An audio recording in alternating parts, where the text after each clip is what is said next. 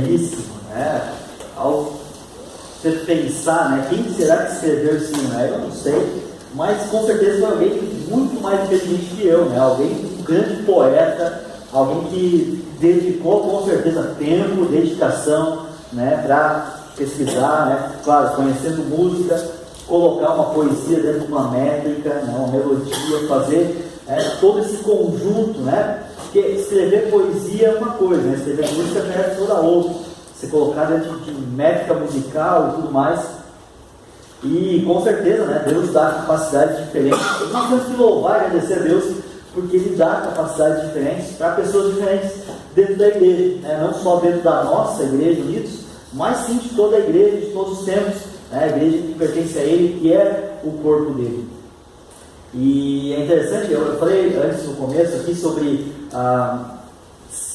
os escritos de Paulo, né? Os escritos de Paulo foram escritos, né, feitos por um irmão nosso, para irmãos nossos, né? A igreja de Éfeso, nesse caso, que nós estamos estudando, escritos de um irmão para um grupo de irmãos que viviam coisas semelhantes a nós.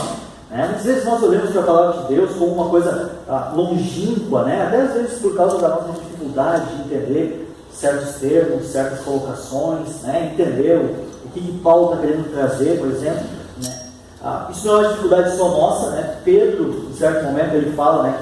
Paulo, ele é muito difícil de entender às vezes, mas na igreja de Cristo nós temos pessoas inteligentes que podem explicar coisas, e no caso não sou eu, mas autores, né, que nós temos à disposição, inclusive, para ler, pesquisar, conhecer, né, eruditos, né, verdadeiros conhecedores da palavra de Deus, verdadeiros conhecedores do livro de Efésios, inclusive, né, conhecedores das línguas originais, né.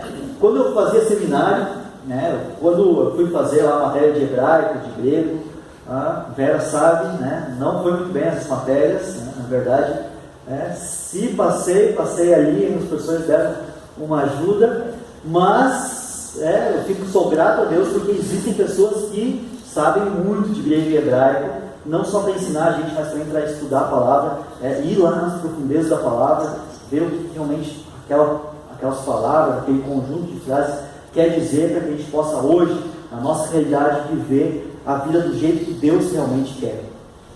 Não precisa ser um grande especialista, muitas vezes, para entender coisas, mas conhecer os especialistas e ler esses especialistas, com certeza nos ajuda.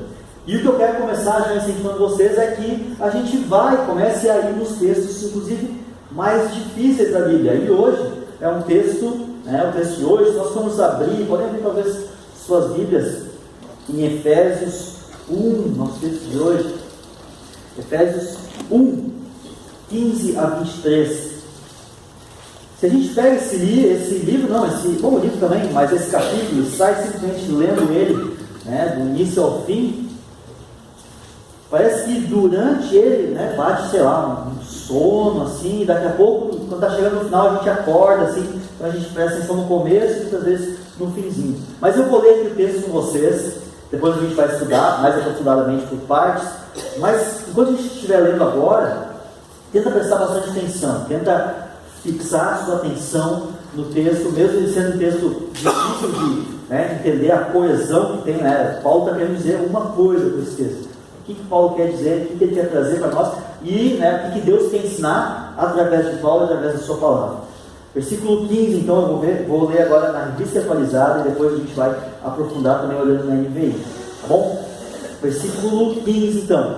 Por isso, também eu, Paulo, tendo ouvido a fé que há entre vós, os Efésios, do Senhor Jesus, e o amor para com todos os santos, não cesso de dar graças por vós, fazendo menção de vós nas minhas orações, para que o Deus do nosso Senhor Jesus Cristo e o Pai da glória vos conceda espírito de sabedoria e de revelação no pleno conhecimento dele, iluminados os olhos do vosso coração, para saberdes qual é a esperança do seu chamamento, qual a riqueza da glória da sua herança nos santos, e qual a suprema grandeza do seu poder para com os que cremos, segundo a eficácia da força do seu poder, o qual exerceu ele em Cristo, ressuscitando dentre os mortos e fazendo sentar à sua direita, nos lugares celestiais, acima de todo principado, potestade e poder e domínio, e de todo nome que se possa referir, não só no presente século, mas também no vindouro. E pôs todas as coisas debaixo dos pés, e, para ser o cabeça sobre todas as coisas, o deu à igreja, o qual é o seu corpo, a plenitude daquele que a tudo enche em todas as coisas. E aí? O que dá para tirar desse texto? Com certeza, grandes profundidades que o Senhor quer ensinar para nós. Vamos orar, pedir a capacitação do Espírito Santo para abrir nossas mentes, abrir nosso entendimento, para que nós possamos realmente estar aplicando essas verdades do Espírito nas nossas vidas. Oremos. Senhor Deus Pai, obrigado porque a Tua Palavra liberta, a Tua Palavra é a verdade e ela liberta nossas vidas. E certamente, Senhor, existe aqui nesse texto verdades espirituais para a minha vida e para a vida de cada um aqui. Que o Senhor possa estar falando aos nossos corações através da Tua Palavra, falando aos nossos corações através do estudo dela, e que coisas da nossa vida possam ser transformadas. Que coisas que o Senhor quer tirar, mudar na nossa vida, possam ser mudadas ao fim dessa mensagem aqui, Senhor. Que Tu seja o nosso guia nesse tempo aqui, e que o Senhor possa manter realmente nossos ouvidos, nossos corações, nossos olhos abertos para qualquer detalhe da Tua passagem que o Senhor não quer que a gente perca. E o Senhor possa estar nos capacitando nesse quesito, em Teu santo nome. Amém. Então o que acontece? Muitas vezes a gente escuta um discurso mais aprofundado, ou às vezes você está numa conversa com alguém que é alguém bastante inteligente, e a pessoa está conversando com você, e às vezes você sai da conversa e parece que você não entendeu nada. Ou você assiste um discurso, ou às vezes aqueles discursos na televisão, um deputado, aqueles discursos que eles fazem, não entende às vezes muito bem aquilo lá. Às vezes, existem duas sistemáticas que as pessoas fazem. Às vezes é uma tática, às vezes a pessoa não tem conteúdo nenhum. É uma tática muito usada por políticos hoje em dia, se faz uma aparência de sabedoria, usando palavras difíceis, mas que na verdade, se você for ver, são totalmente desconexas e no final das contas não fazem sentido nenhum.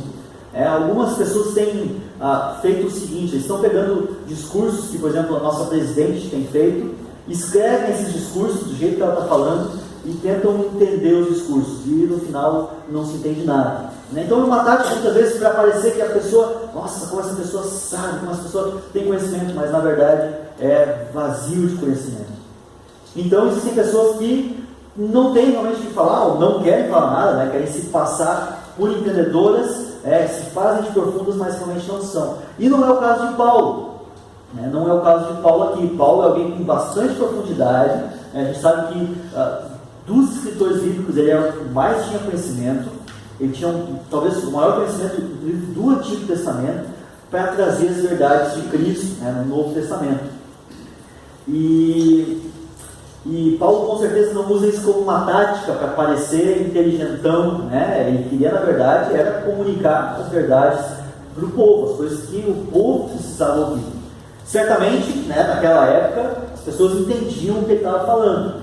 A gente olha às vezes no passado e pensa que a gente hoje é muito mais inteligente que as pessoas do passado. Com certeza não.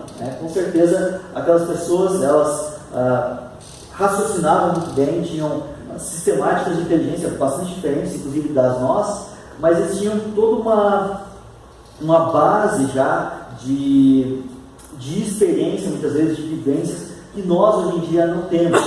Nós dedicamos muito do nosso tempo para coisas supérfluas, para entretenimento, para coisas que nos trazem prazer, e eu não estou querendo dizer o que está mais certo, o que está mais errado, mas com certeza os leitores de Paulo entendiam isso. Se você olhar a carta de Coríntios, é interessante porque a carta de Paulo aos Coríntios tem a primeira Coríntios e 2 Coríntios. Você vê que tem relações entre elas. É como se Paulo estivesse se comunicando, trocando cartas com o povo de Corinto. Então você vê que existe entendimento das duas partes. Existem coisas que estão acontecendo lá, eles respondem, Paulo responde de novo. Existe uma coesão entre isso. E muitas vezes, por causa dessa distância que nós temos lá do povo de Éfeso, daquela época, nós deixamos passar certas coisas. E certas coisas sim, a gente acaba não entendendo às vezes, mas diversas coisas Deus quer que nós realmente entendamos. E então, quando a gente olha para esse texto, a gente tem que tentar pegar na profundidade algo que Paulo está querendo realmente dizer e trazer para hoje. Né? Não só o que ele quer dizer, mas o que eu faço com isso na minha vida hoje. E o conteúdo aqui é uma oração. Paulo está falando sobre a oração que ele faz pelos santos. Né? O início do texto fala isso, né? E ele não cessa de dar graças por vós.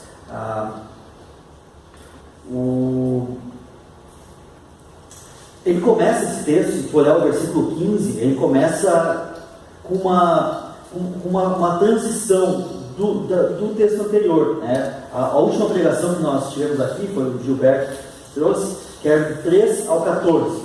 Né? O 3 ao 14 falava aquela história de eleição, aquela história de você foi escolhido e tal, tudo mais. Você deve lembrar de semana passada, né? Um culto diferente, faltou luz e tal, aqueles todos. Mas, né, o conteúdo foi passado para nós, então nós somos escolhidos. E aí Paulo diz, por isso, né, está dando graças por aquilo que aconteceu, por nós termos sido escolhidos, e diz, por isso também eu, tendo ouvido a fé que há entre vocês no Senhor Jesus e o amor para com todos os santos, ou seja, não só a fé que eles tinham, mas o amor por Jesus e o amor pelos outros, o amor pelas pessoas da igreja. Isso é algo muito profundo. Paulo, quando ele começa essa transição aqui, os teólogos de hoje usam o termo doxologia. Né? Doxologia é o estudo aprofundado, a ideia de se estudar profundamente a palavra, para a partir disso, a partir do conhecimento que se tem de Deus, você poder engrandecer a Deus. Ou seja, é colocar na prática a adoração por algo que Deus fez.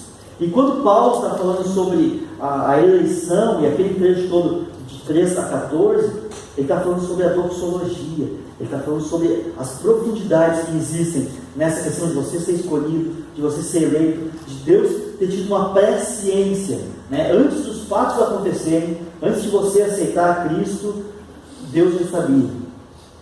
E isso é fantástico. Isso é fantástico. Então vem toda aquela ideia, né? Mas eu escolhi Deus, eu escolhi amar Deus, ou Deus me escolheu antes? Né? E a gente entra num confronto que é quase filosófico, e tem gente que pira a cabeça, né, em relação a isso. Mas não é essa a ideia aqui. A ideia é dar graças a Deus e ficar feliz porque nós somos escolhidos. Né? Como uma criança, né? Pensa uma criança num orfanato, né? Nós somos adotados, Deus fala. Uma criança no orfanato e tal, é adotada, lá chega um casal e tal, nós temos aquela criança. Né? O que a criança faz? Fica questionando, né? Mas por que eu? Por que só eu? Por que não os outros? E aquele outro lá que estava lá, por que não ele? Não, a criança fica eternamente feliz e grata por ser adotado e, né, se ela tivesse talvez consciência de quão grande é o amor em ser escolhido, independente dos seus atributos, porque essa é a ideia aqui, não é pelos nossos atributos, não é por nada que nós fazemos que Deus nos escolhe, nós temos que ser eternamente gratos. E é por isso que Paulo dá graças, porque ele sabe que essas pessoas, o povo de Éfeso, o povo não, mas a igreja em Éfeso, foram pessoas escolhidas por Deus, e Paulo está sendo grato por isso. A ideia daqui, dessa mensagem toda, é olhar para esse texto e entender como nós somos apreciados por Deus, como Deus realmente nos ama e nos admira.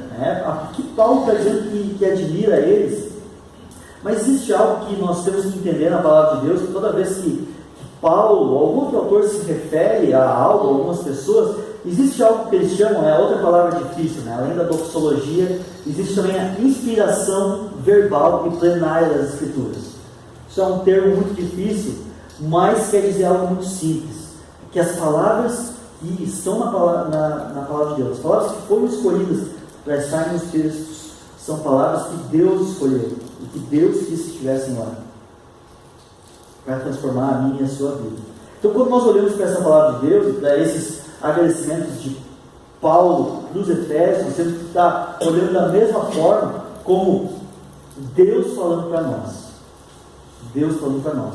Às vezes nós temos que sim pegar os princípios e aplicar na nossa vida, mas às vezes é algo mais direto. E o que nós podemos ver aqui é que Deus, versículos 13 a 14, primeiro, Deus nos ama de uma forma imensa, que a gente não sabe nem o porquê, mas é fantástico. E a partir disso, então, Deus nos aprecia. Deus está vendo as coisas que nós fazemos e Ele admira essas coisas. Versículos 15 a 16 dizem o seguinte: por essa razão, desde que ouvi falar da fé que vocês têm no Senhor Jesus e do amor que demonstraram para com todos os santos, não deixo de dar graças por vocês, mencionando-os em minhas orações. Então as palavras que estão aqui, elas são a voz de Paulo, Paulo escrevendo com o seu punho, mas são as palavras de Deus, as palavras que Deus quis que fossem colocadas lá. Então o que nós sabemos a partir desse texto aqui? Olhando para esse texto e vários outros textos das Escrituras, a gente sabe que Deus ele é onisciente, um dos atributos de Deus. O que é onisciente? Ciente, ele sabe todas as coisas. Deus sabe todas as coisas. Deus sabe tudo aquilo que você faz o dia todo, em todos os aspectos, em cada coisinha que você faz, em cada coisa que você pensa, estilo que nem se pensa às vezes do Papai Noel. Esses dias a gente foi lá na aldeia do Papai Noel, lá em Canela, e é interessante como existem paralelos entre Deus e Papai Noel. O Papai Noel vê tudo, o Papai Noel sabe de todas as coisas, o Papai Noel sabe se tu foi um bom ou mau menino, é quase que uma substituição de Deus pelo Papai Noel. A diferença é que o Papai Noel mora na Lapônia. Talvez seja uma das únicas diferenças que às vezes está no imaginário popular, entre Deus e o Papai Noel. Mas eu não quero criticar o Natal, nem nada nesse sentido, mas eu quero tentar entender o que isso muda na minha vida, o fato de eu saber que Deus está me vendo o tempo todo. Claro, existe toda aquela questão que nós já estamos acostumados a entrar lá, vou cuidar do que eu faço, como se fosse necessariamente uma coisa ruim, está sendo visto por Deus. Mas também é uma coisa boa, está sendo visto por Deus. Deus não só vê quando você faz as coisas erradas, Ele vê os dias ruins, mas Ele vê também os dias bons. Ele vê quando você faz as coisas certas, Ele vê quando você faz coisas boas, e Ele está apreciando isso, Ele está agradecendo por isso. Agora, muitas vezes a nossa teologia que a gente forma, no nosso conhecimento do dia a dia, a gente coloca essas coisas, como se fosse aquela ideia da balança, as coisas boas, Deus olha todas as coisas boas e todas as coisas ruins, e Ele põe tudo numa balança, e aí no final dos dias, se eu tiver feito mais coisas boas, aí eu vou para o céu. Se eu tiver feito mais coisas ruins, não, aí eu vou para o inferno. De novo, um imaginário popular, olhando para a Bíblia, não pode ter conceito mais errado de Deus e do juízo dele. O juízo de Deus, ele não funciona dessa forma, ele não é como uma balança. A graça de Deus, ela é colocada sobre nós. Se existe alguém que vai para a balança, é Cristo. E Cristo, ele é 100% bom. E se nós estamos em Cristo, nós somos vistos por Deus como 100% bom. Então é interessante a gente olhar para esse atributo de Deus, de como Ele aprecia inclusive as coisas que nós fazemos. Eu sei que nós devemos e deveríamos ter e procurar os mesmos atributos de Deus, em apreciar e agradecer as pessoas. Eu sei que eu sou lento em fazer isso, eu não sou uma pessoa muito boa em, por exemplo, agradecer e incentivar, talvez, pessoas pelo seu serviço, pelas coisas que eles fazem. Eu sei que isso é uma falha minha, volte e meia eu tento me cobrar disso, minha esposa me cobra disso, mas quem trabalha comigo sabe que eu sou uma pessoa lenta em reconhecer, em demonstrar apreciação pelo que as pessoas fazem, em elogiar. O pessoal que está trabalhando comigo no clube bíblico, que está nos jogos, aí sabe que eu não sou muito bom nisso, é uma coisa que eu realmente tenho que crescer, e Paulo faz isso aqui. Paulo, ele diz que ele aprecia, que ele agradece pelo que as pessoas fazem. Isso é muito jóia, existem coisas que a gente devia estar sim reconhecendo. Agora nós temos quase que uma teologia, sei lá se dá para dizer assim, que na igreja a gente não deve ficar dando elogio, porque a glória não é para as pessoas, a glória é para Deus. Então, por exemplo, vem aqui as crianças na frente, fazem apresentação infantil e tal, aí ninguém bate palma, né? Ou qualquer outro tipo de apresentação, né? Não, na igreja ninguém bate palma, né? Porque daí está dando glória às pessoas e não está dando glória a Deus. Né? Na verdade, a gente meio que criou isso, uma sistemática assim, e está errado, né? A gente não deve lidar dessa forma. Né? Ultimamente, né? Eu sei que antigamente isso era mais presente, né? Ninguém aplaudia nada, porque não pode dar glória para os homens. Né? Mas o aplaudir, né, necessariamente na nossa cultura, não está ligado em dar glória às pessoas. Né? E sim apreciar muitas vezes o que aquela pessoa está fazendo, e inclusive é uma forma de agradecimento pelo que aquela pessoa está fazendo em relação ao corpo de Cristo, talvez, né? Se é algo que está edificando o corpo, mas o agradecer realmente é algo legal que a gente devia realmente estar aprendendo a fazer. Né? Porque a glória sim é de Deus, mas o reconhecimento ele pode sim ir para os servos de Deus, sem nenhum problema. Por exemplo, ninguém vem aqui na frente fazer uma apresentação e em vez de aplaudir, então eu vou agradecer a Deus, porque a pessoa veio fazer uma apresentação aqui na frente. Né? Não, a gente não faz isso, né? Porque, glória seja a Deus, então agradece a Deus, né? Mas nem isso a gente faz. Então, a Bíblia fala que a gente deve sim agradecer, né? Isso para mim é uma primeira lição, e eu tenho que aprender a lidar, e aprender a fazer também mais. É interessante porque quando ele fala aqui que ele está orando pelas pessoas, ele não só ora, mas ele diz que ora. Né? E isso é uma grande lição para todos nós. Né? Dizer que está orando, inclusive, pelas pessoas. Né? Quantas vezes alguém já chegou para você e disse, olha, estou orando por você. Também é algo que a gente não tem muitas vezes o costume de fazer. A gente até muitas vezes ora pelas pessoas, mas não reconhece isso publicamente. E a gente sabe que tem pessoas que estão fazendo o ministério de Cristo, né? Estão orando por pessoas, estão servindo pessoas, estão visitando pessoas, oferecendo a sua casa para o grupo, estão cuidando de crianças durante eventos, né? Coisas bacanas, às vezes legais, né? Quando a gente vai fazer um evento, uma conferência aqui, né? Chama um cara bom lá, né? Quando a gente chamou o Adalto, por exemplo, né? Chama o Adalto, é um conferencista de nível internacional, e aí todo mundo quer assistir e tudo mais, mas alguém vai cuidar das crianças lá embaixo, né? Alguém vai servir a igreja, alguém vai estar abrindo mão de si, das suas vontades, dos seus desejos, para servir a igreja. Isso é muito legal, né? Isso é realmente fantástico, saber que pessoas estão trabalhando pelo bem-estar da igreja. E se existe algo que nós devemos sim, como igreja, estar fazendo, é reconhecendo essas pessoas. Paulo faz isso. E essa questão, muitas vezes, né, de se sentir até constrangido, às vezes, né, por estar recebendo um elogio de algo que a glória não deveria ser para mim, mas sim deveria ser para Deus. Existem duas faces dessa moeda.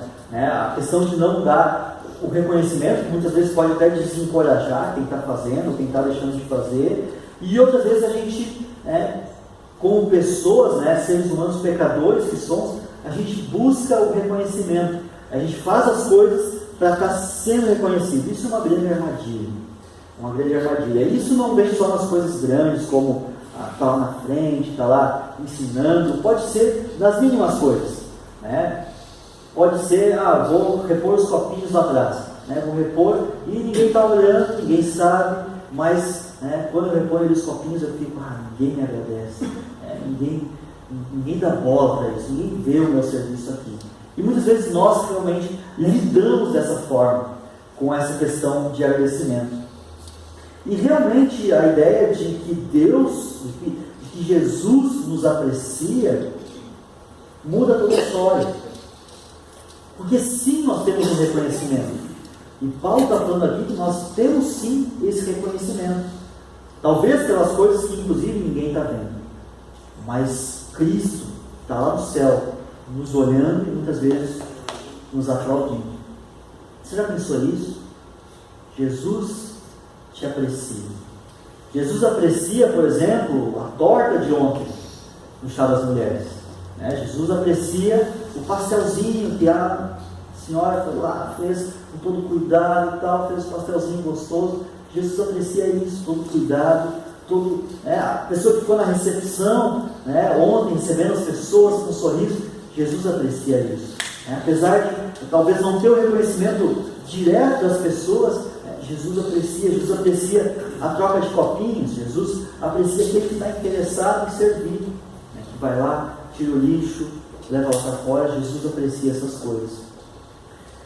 E quando nós olhamos para essa questão toda e começamos a entender que Jesus nos aprecia, que Jesus se importa assim com aquelas coisas que nós fazemos, e Jesus se agrada com essas coisas que nós fazemos, nós começamos a fazer trocas na nossa vida. Então o que nós descobrimos olhando para esse texto? Que pessoas apreciadas, elas trocam a murmuração por oração. Talvez seja só eu.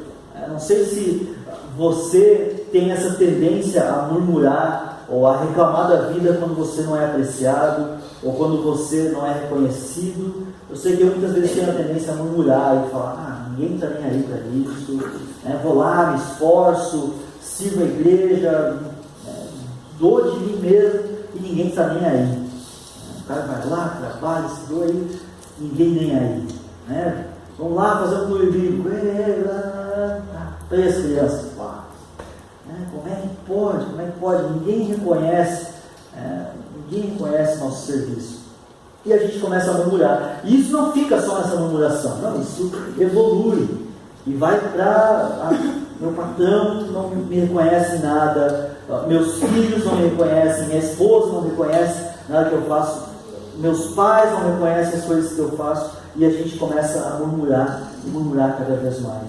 E nós nos tornamos pessoas negativas, pessoas críticas, e começamos a criticar outros, já que ninguém me reconhece, eu vou parar de fazer isso. Ninguém elogiou minha torta, eu vou parar de fazer torta, não faço mais. Se eu ganhasse R$1 para cada vez que eu já ouvi isso dentro da igreja, não faço mais tal coisa, não faço mais. E geralmente por quê? Por uma falta de reconhecimento. Pense na sua vida. O que é que você não faz mais? Você já disse isso? Não faço mais tal coisa. O que você não faz mais? E qual que é a resposta para isso? A resposta é, como Paulo trouxe aqui, a oração. Porque murmuração é falar de pessoas para outras pessoas. Você fica reclamando e murmurando aqui e ali, mas a oração é falar com Deus sobre as pessoas. E é isso que Paulo faz aqui. Sabe que Paulo podia murmurar. Paulo se encontrava aqui numa situação onde ele tinha todo o direito de estar murmurando. A gente viu na primeira pregação, de onde que ele estava escrevendo? Dizendo uma prisão. Por que Paulo tinha sido preso? Ele estava pregando o Evangelho. Então o cara vai lá, prega o Evangelho, evangeliza na cidade, e vai preso. Vê se pode. Por que Deus permite que isso aconteça comigo? Mas em vez de Paulo murmurar, o que ele faz? Usa desse tempo que ele tem agora na prisão. Não é um tempo de tranquilidade, não é um tempo de descanso, não era uma prisão nesses moldes que a gente vê, que às vezes a gente imagina, prisão de você animado, que tem lá uma cela e que fica lá sozinho na cela, muito tempo para pensar na vida, com certeza não era esse tipo de contexto da prisão de Paulo. Quando a gente viu a exposição em Filipenses, a gente viu um lugar lá onde eles acham que possivelmente foi a prisão de Paulo, que era um cárcerezinho lá, um lugar úmido, um lugar escuro, que era um lugar inclusive difícil de sobreviver. Então as pessoas saíram da prisão inclusive doentes e muito pior do que entraram, que é muito, talvez similar inclusive ao nosso contexto de prisão aí, vamos dizer um centralão aí da vida, e Paulo estava nesse contexto. Paulo então ele realmente podia estar murmurando por ter sido odiado, açoitado e tudo mais que ele passou, mas não. O que ele faz? Ora pela soltura dele, talvez também, mas aqui ele nem fala sobre isso, e ele não fica pedindo: pessoal, ora por mim aí, porque está dura a coisa, não. Ele diz: olha, estou orando por vocês, porque vocês são escolhidos, e eu estou muito feliz com isso, eu estou muito feliz. Olha a mudança de perspectiva, Nossa perspectiva, qual que seria nessa condição? Reclamar, murmurar, mas a perspectiva de Paulo é toda outra, e isso é muito legal. Então as pessoas apreciadas por Deus, elas trocam a murmuração por oração. As pessoas que compreendem que são apreciadas por Deus, elas trocam também o quê? A competição por celebração. Quando nós percebemos que nós somos apreciados, que nós somos reconhecidos por Deus, nós realmente trocamos a competição pela celebração. O que acontece quando nós não somos reconhecidos no nosso dia a dia? A gente se torna competitivo, não é mesmo? Por que ele consegue fazer isso? Por que ele consegue ensinar desse jeito?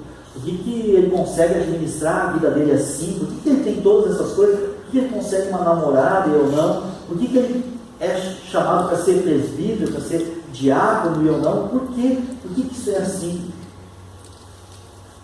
Por que isso acontece assim? E muitas vezes nós ficamos então murmurando, reclamando, e o resultado disso é uma competição não saudável. Alguns anos atrás, uma grande denominação evangélica no Brasil, eles fizeram uma competição pela presidência, né? Eles fazem eleições, as grandes denominações fazem eleições para presidência. E foi interessante porque os dois lados começaram um jogo muito sujo, né? Virou notícia no Brasil inteiro.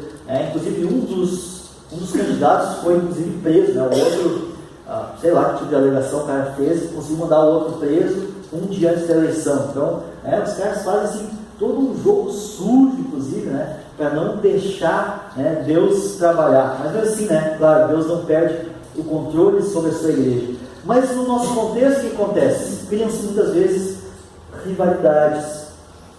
Porque muitas vezes nós queremos ser reconhecidos como os outros. E dentro da igreja, muitas vezes acaba acontecendo isso. Rivalidades. Uma busca muitas vezes por poder, ou por simplesmente derrubar quem está no poder. Eu não acreditava nisso até chegar no presbitério, né? Como existem pessoas que são sedentas não pelo poder, mas sim por derrubar quem está no poder. E com certeza, né, isso não é uma coisa saudável. E quando essas pessoas conseguem realmente derrubar, existe uma sensação então de satisfação, inclusive, né, que chega a ser inclusive doentia. É interessante porque essa série de pregações que a gente está trazendo aqui, ela é baseada no livro de um autor, o autor se chama Mark Driscoll, ele é um pastor lá dos Estados Unidos, e eu vou trazer um pouquinho da história da igreja dele, que aconteceu aí esses tempos. A igreja dele fechou, eles tiveram que fechar a igreja deles. Olha o que aconteceu.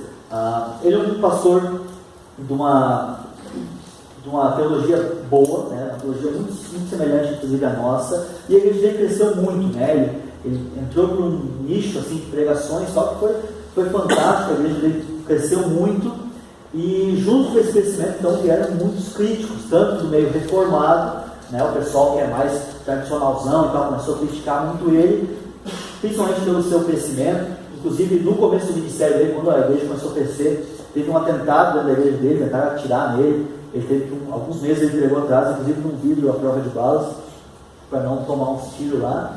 Então, coisas estranhas, né, que acontecem no contexto dos Estados Unidos. Lá todo mundo tem arma, né? Aqui é um pouco melhor. Aqui só alguns têm arma. Lá todo mundo realmente tem arma. E aconteceu então, né, conforme a igreja foi crescendo e tal, eles tiveram que lidar com vários problemas, né? Eles dizem que igrejas pequenas têm problemas grandes, igrejas gigantes têm problemas imensos, né? E eles começaram a lidar com alguns problemas, né? Pessoas que tiveram que ser excluídas, né, por pecado, por diversas coisas.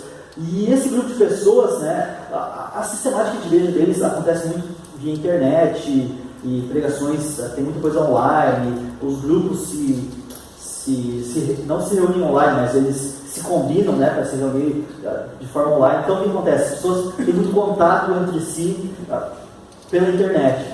E muitas das pessoas que foram excluídas e tal, tudo mais, essas pessoas começaram a fazer um grupo rival, né, à própria igreja. E aí o que começou a acontecer? Nos horários de culto, formavam um piquete, como se fosse um piquete de greve, na frente da igreja deles, os caras protestando, com placas e xingando o pastor e tudo mais. E isso foi a nível tal que eles não conseguiram mais dar continuidade no trabalho. Eles tiveram que acabar com o trabalho e criou-se toda uma polêmica, né? Porque como o meio evangélico lá nos Estados Unidos ele é muito reconhecido e tal, faz parte da mídia, né? Então isso é acompanhado pelos canais de televisão, então isso é transmitido ao vivo, lá os protestos, os caras tentando entrar na igreja, e eles tiveram que que acabar com não era só uma igreja, mas era toda uma rede de igrejas, e eles acabaram, né, desmembrando a própria rede de igrejas, e as igrejas foram cada uma realmente seguir o seu destino. É interessante a gente pensar, né, nisso, como que essas rivalidades elas surgem, como que essas rivalidades podem existir no meio da própria igreja, né?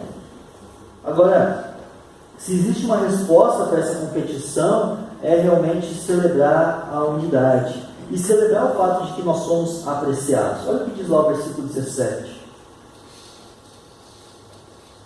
Versículo 17 até o 20, vamos ver. Peço que o Deus do nosso Senhor Jesus Cristo, o glorioso Pai, lhes dê o espírito de sabedoria e de revelação no pleno conhecimento dele. Então, Paulo, na sua oração, pede que Deus dê para aquelas pessoas um espírito de sabedoria, né? O Espírito Santo dê sabedoria para essas pessoas e revele a essas pessoas, através da palavra de Deus, o conhecimento de Deus. O conhecimento de Deus. Não tem nada a ver com essas revelações que a gente escuta falar por aí. A pessoa fala, eu revelo na tua vida, não sei o quê. Não, revelação de Deus, coisas acerca de Deus. As pessoas entendam quem é Deus. Oro também para que os olhos do coração de vocês sejam iluminados. Uma versão ficou ruim aqui. Sejam iluminados a fim de que vocês conheçam a esperança para a qual Ele os chamou, as riquezas da gloriosa herança dele nos santos. Então ele pede aqui também, né, que essas pessoas tenham olhos iluminados, que elas comecem a enxergar coisas sobre Deus e sobre as verdades de Deus, para que as pessoas entendam qual que é essa esperança para a qual nós fomos chamados,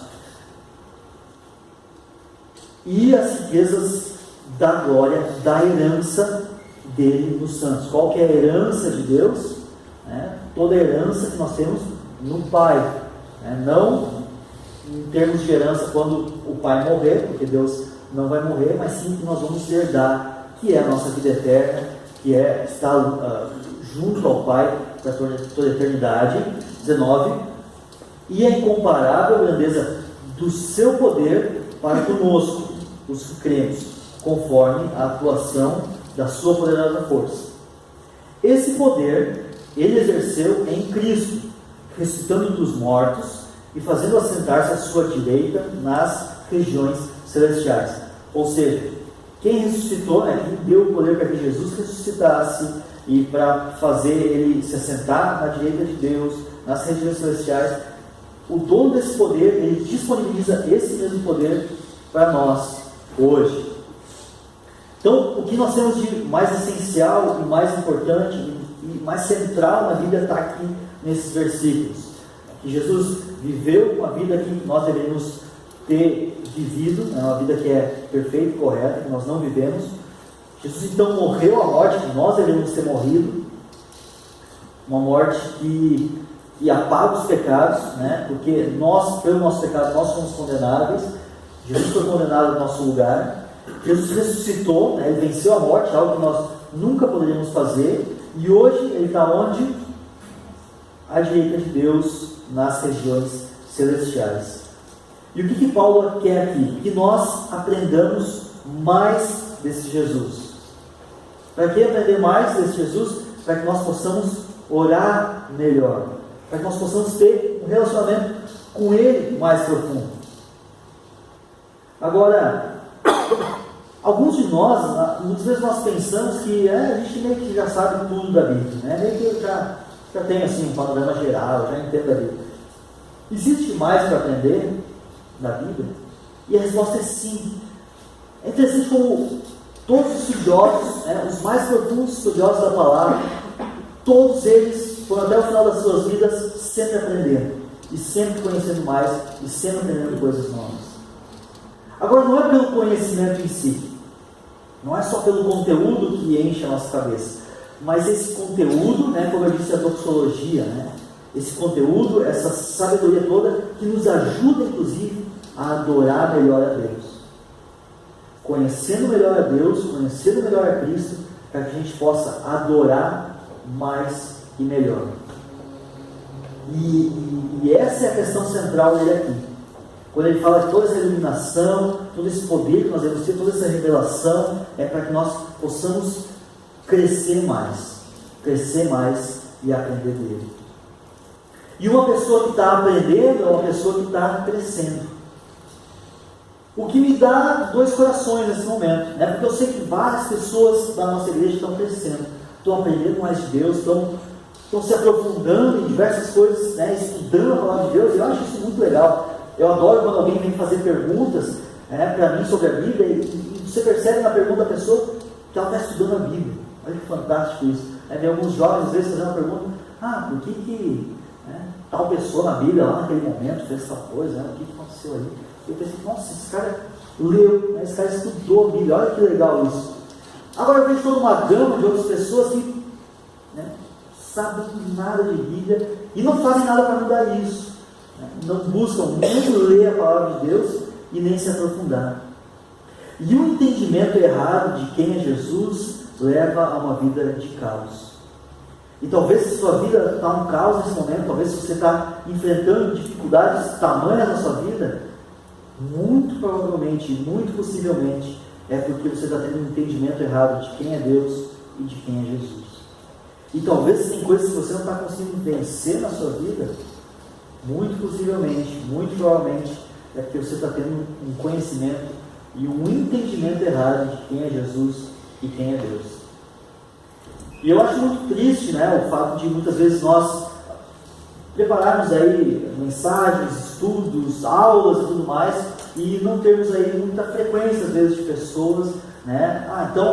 Teve ano passado tiveram 13 pessoas que vieram reclamar, criticar o presbitério por não estar trazendo ensino para a igreja. 3 pessoas bem pontuais que vieram falar: falta ensino. Essas 3 pessoas, a gente começou a pensar em todas as últimas escolas bíblicas, tanto do ano passado quanto desse ano. Essas 3 pessoas juntas, sabe quantas aulas elas vieram? Nenhuma.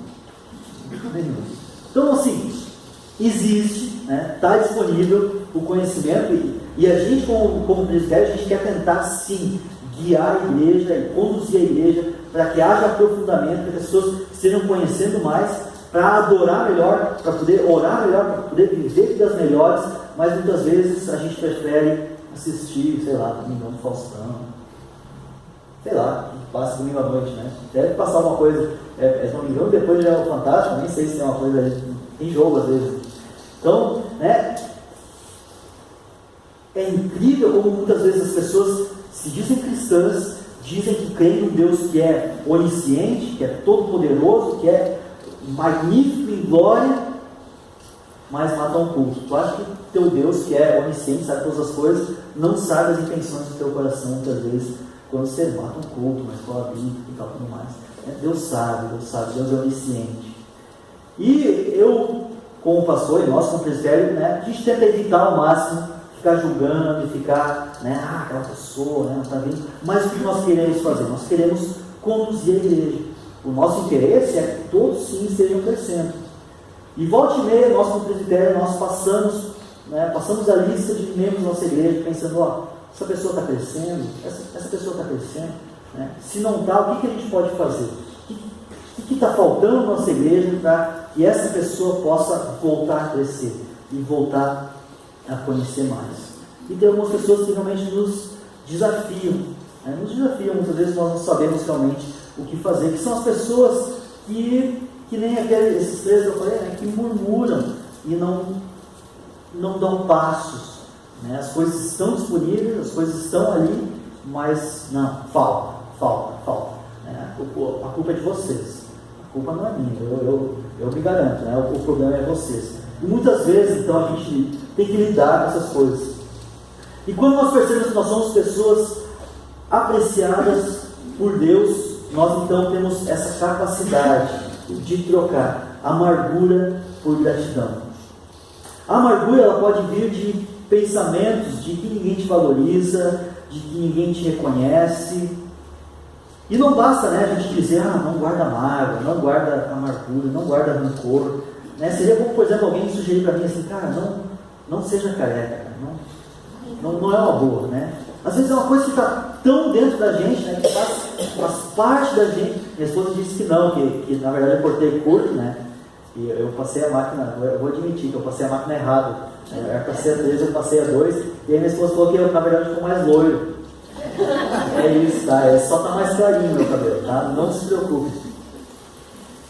E tem certas coisas que parece que fazem parte da gente, né? Como, por exemplo, às vezes, guardar mágoas, né? Guardar amargura e rancor. E não dá simplesmente para dizer, não faça isso, não seja assim. Será que tem alguma sugestão a mais para ser dada aqui? Tem algo que Paulo pode nos sugerir aqui? E a resposta é sim. Né? Os versículos 21 a 23 ele dá sugestões em relação a isso. Ele diz assim: muito acima de todo governo e autoridade, poder e domínio, e de todo nome que se possa mencionar, não apenas nessa era, mas também na era que há de vir, ou seja, uma glória que existe em todos os tempos. Nomes do passado, nomes do presente deles, e eles tinham nomes conhecidos, filósofos grandiosos da época, caras que se achava que esse cara nunca vai ser esquecido. Tais nomes nunca serão esquecidos. E Paulo diz aqui que o único nome que não é esquecido nunca vai ser o nome de Cristo. Versículo 21. Deus colocou todas as coisas debaixo de seus pés, debaixo dos pés de Jesus, e o designou como cabeça de todas as coisas para a igreja, que é o seu corpo, a plenitude daquele que enche todas as coisas em toda e qualquer circunstância. Então, se às vezes você pergunta, mas por que comigo é assim? Todo mundo é casado e eu sou solteiro, todo mundo tem emprego e eu estou desempregado, todo mundo e eu não. E o que Paulo diz é que Jesus é o seu melhor presente. Jesus é o maior presente que você pode ter na nossa vida, que é dado por nós e para nós. Tudo está debaixo dos pés dele. Tudo, para sempre. Nomes vêm e vão, mas Jesus é para sempre. E quando você começa a achar que tudo é sobre você, você se torna amargo, você se torna rancoroso. Mas quando a gente olha para o nome de Jesus, nós nos tornamos agradecidos. Porque Jesus sempre foi dado realmente para nós. E para nós, como igreja, muitas vezes nós sentimos por certas coisas. Muitas vezes pessoas que estiveram no nosso meio, ou até assim, estão no nosso meio. Eu fico muito triste quando eu vejo pessoas negando a Jesus. Ninguém mais nega a Jesus, dizendo, não, Jesus não. Ninguém tem, talvez, essa cara dura de dizer dessa forma. Mas o que nós vemos? Pessoas, volta e meia, negando, qual é a forma mais comum hoje, de se negar a Jesus? É dar desculpa. Todos vocês já devem ter visto isso, experimentado isso. Quando você convida alguém para vir na igreja, ninguém diz, não vou à igreja. Não, ninguém diz isso. Já talvez mostrou, mas é uma minoria. As pessoas dizem, mas é que eu tenho tal coisa, não vai dar porque eu estou trabalhando, domingo à noite, todo mundo trabalhando, não porque eu tenho faculdade, eu TCC, eu tenho isso, eu tenho aquilo. E toda vez que eu escuto isso, eu imagino que isso é um sentimento comum com vocês, eu fico triste e muitas vezes até rancoroso,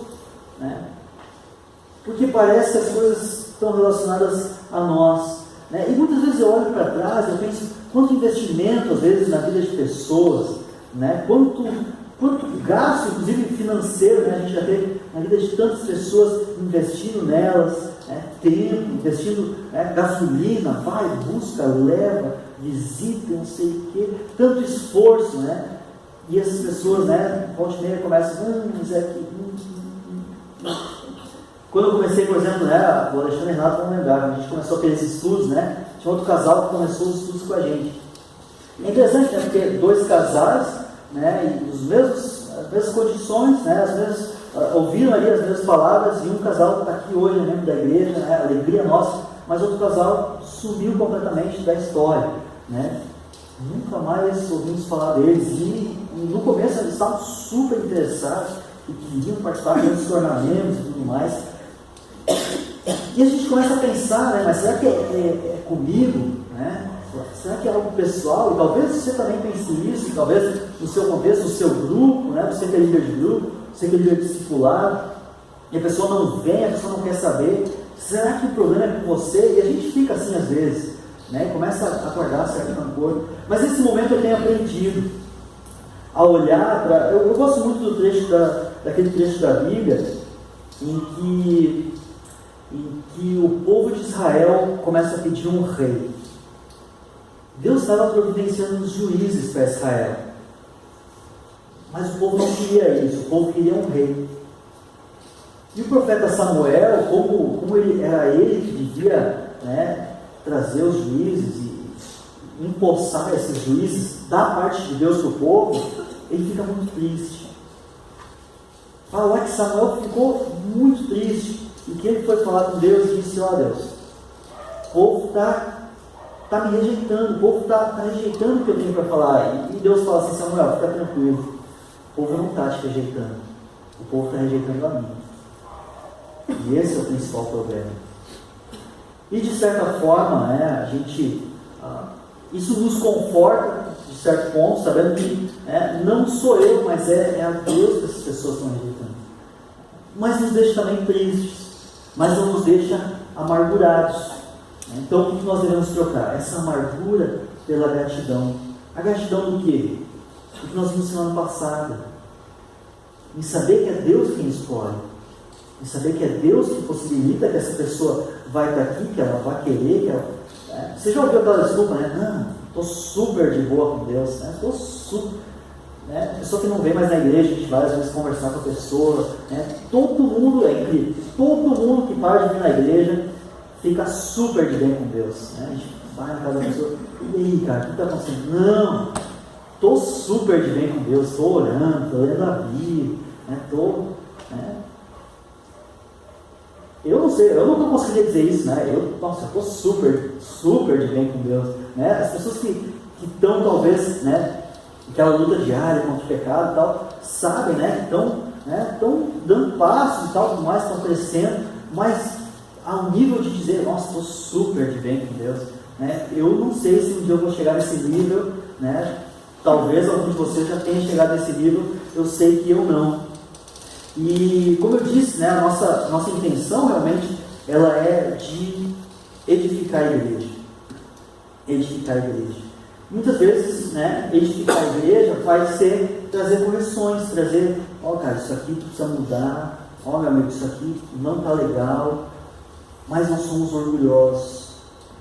E toda vez que alguém chega na gente, não, eu estou super de boa, isso deve ser problema teu, isso é problema aí na igreja, né? Já teve gente que eu cheguei, a pessoa falou: ó, na tua igreja é assim, mas aqui em casa não é bem assim.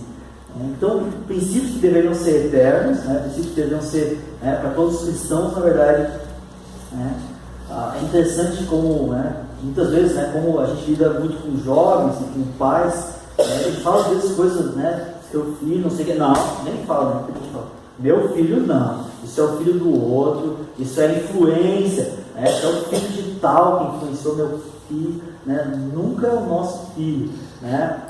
E é interessante como tem algumas coisas que foi assim, né.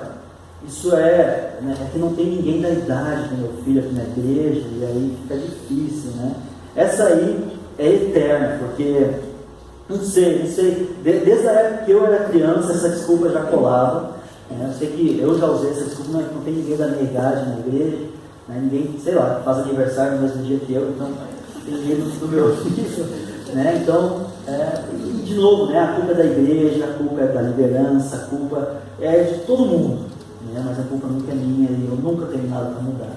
Mas na verdade nós temos sim coisas para mudar. Nós temos coisas sim para reconhecer, entender na nossa vida que não estão indo muito bem, né? Saber reconhecer, entender e agradecer por pessoas que muitas vezes vêm falar verdades para nós. Não é fácil, né? Você que já teve que talvez falar verdades para pessoas, né? Às vezes seria muito mais fácil se omitir, né? Olha, que eu vou lá arranjar problema, eu vou ficar na minha, que é bem mais tranquilo. Mas não é o que Deus está esperando da gente. Né? Deus está esperando que a gente olhe para essas pessoas e haja na vida delas. Quando olhamos então para Cristo, né, no fim das contas, essa questão toda ela se enche de significado. Todos esses esforços, todo esse investimento enche de novo de significado. E nós podemos sim agradecer por Deus, nós devemos agradecer a Deus pelas vidas das pessoas que estão ao nosso redor, das pessoas que estão fazendo o ministério de Cristo nos nossos dias. A pessoa que fez a torta, a pessoa que abriu a porta, a pessoa que comeu a torta e depois lavou o prato, né? Que fantástico que é todo o ágape, né? Aquelas mulheres lavando a louça lá embaixo, né? Água gelada, às vezes julho, invernão, as mulheres lavando louça lá, né? Que fantástico que é o corpo de Cristo, né? Servindo a si mesmo para que haja crescimento da igreja. Eu agradeço profundamente a Deus pela sua vida e pelo seu ministério, pelas coisas que você tem feito aqui na igreja. E a minha pergunta é, assim como Paulo, por quem você quer orar agora? Por quem você quer agradecer nesse momento? Nós vamos ter aqui um minutinho, então você vai poder orar no silêncio do seu coração por pessoas na igreja que têm investido em você, que têm talvez investido na sua família, que têm te ajudado em aspectos diferentes. Vamos tirar um minutinho para orar e depois eu vou encerrar aqui orando também.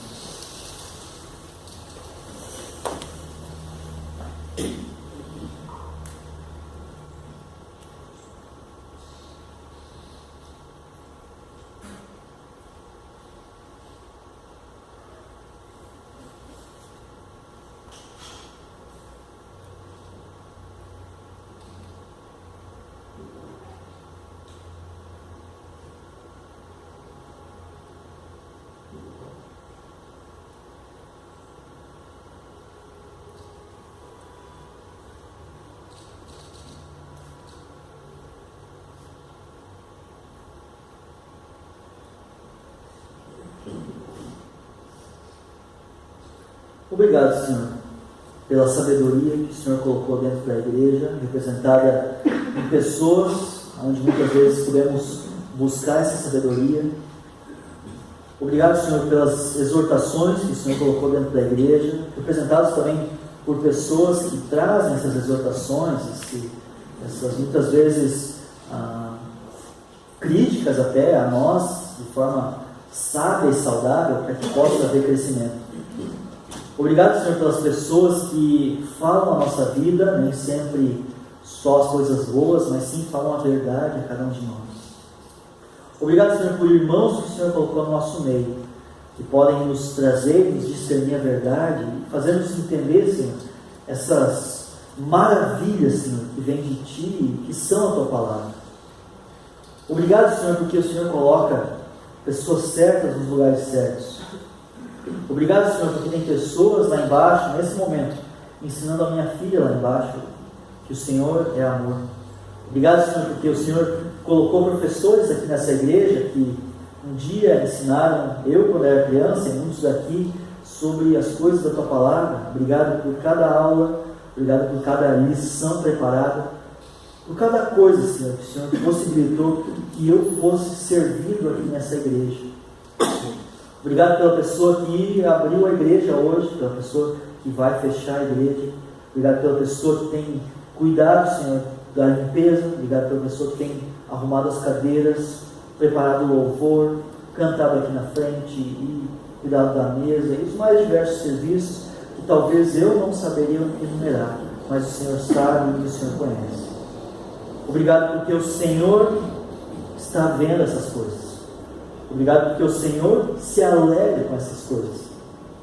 E obrigado também porque o Senhor se alegra em mim, apesar de não ter grande merecimento nisso. Mas o Senhor ainda assim me escolheu muito dos meus irmãos aqui. Obrigado, Senhor, por tudo isso que o Senhor tem nos permitido e nos dado. Em Teu santo nome, amém.